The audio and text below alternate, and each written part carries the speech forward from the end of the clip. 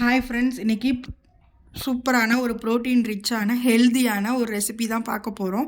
டயட்டில் இருக்கவங்க கூட இந்த தோசை வந்து செஞ்சு சாப்பிட்லாம். ரொம்பவுமே டேஸ்ட்டாகவும் இருக்கும். அதே சமயத்தில் வந்து நம்மளுக்கு வந்து வெயிட் லாஸுக்கும் ஹெல்ப் பண்ணும்.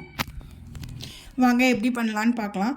அதுக்கு பார்த்திங்க அப்படின்னா ஒரு பவுலில் நான் வந்து ஃபஸ்ட்டு பச்சை பயிறு எடுத்துக்கிறேன்.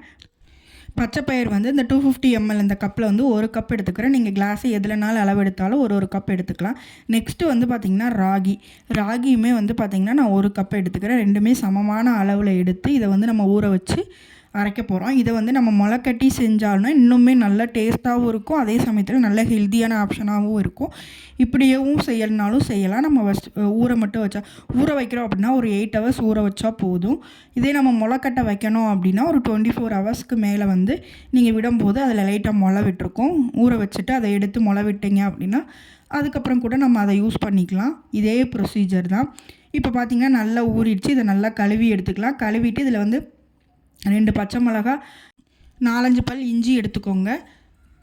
சின்ன சின்னதாக கட் பண்ணி எடுத்துக்கலாம். கண்டிப்பாக இஞ்சி வந்து சேர்த்துக்கணும். அப்போ தான் வந்து இது வந்து செரிமானத்துக்கு ரொம்பவுமே நல்லதாக இருக்கும். நெக்ஸ்ட்டு ஒரு ஸ்பூன் ஜீரகம், கொஞ்சமாக பெருங்காயத்தூள், இந்த மாவுக்கு தேவையான அளவு உப்பு எல்லாமே சேர்த்து நல்லா இதை வந்து மிக்சிலே வந்து கொரகொரப்பாக அரைச்சி எடுத்துகிட்டு வந்துடலாம்.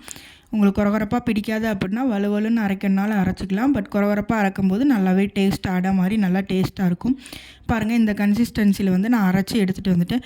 உப்பு தேவைப்பட்டதுன்னா நம்ம சேர்த்துக்கலாம். காரமே காரத்துக்கு தேவையானப்பில் நம்ம சேர்த்துக்கலாம். நெக்ஸ்ட்டு இதை வந்து தோசை மாவு அளவுக்கு இது பண்ணிவிட்டு நம்ம வந்து தோசையாக எடுத்துடலாம்.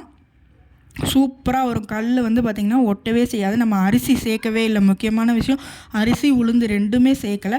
பட் பார்த்திங்க அப்படின்னா சூப்பராக வரும் இந்த தோசை. ரொம்பவுமே ஹெல்த்தியான தோசை. கண்டிப்பாக ட்ரை பண்ணி பாருங்கள். நான் வந்து நல்லா மெல்லிசாக ஊற்றினாலும் ஊற்றலாம். அடை தோசை மாதிரி தண்ணியே ஊற்றாமல் திக்காக வந்து நம்ம ஊற்றி எடுக்கணுனாலுமே எடுக்கலாம். எப்படி எடுத்தாலுமே இந்த தோசை ரொம்ப டேஸ்ட்டாக இருக்கும். பச்சை பயிர் மட்டுமே போட்டு செஞ்சாலுமே நல்ல ஒரு டேஸ்ட்டாக இருக்கும். அந்த தோசை நான் கண்டிப்பாக இன்னொரு நாள் வீடியோவில் வந்து ஷேர் பண்ணுறேன்.